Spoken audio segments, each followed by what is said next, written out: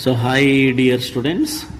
So AP 10th class physical science 2024-25 సంబంధించి target 50-50 అనే ఉద్దేశంతో సో మనము బ్లూ ప్రింట్ ప్రకారము సో ఏ చాప్టర్లో ఎన్ని మార్కుల క్వశ్చన్స్ వస్తాయి, ఎన్ని వస్తాయి, ఏ ప్రకారం మనం చదవాలి, చదివితే ఈజీగా మనము 50-50 తెచ్చుకోవచ్చు, అలాగే మ్యాక్సిమం స్కోర్ను తెచ్చుకోవడానికి అవకాశం ఉంది.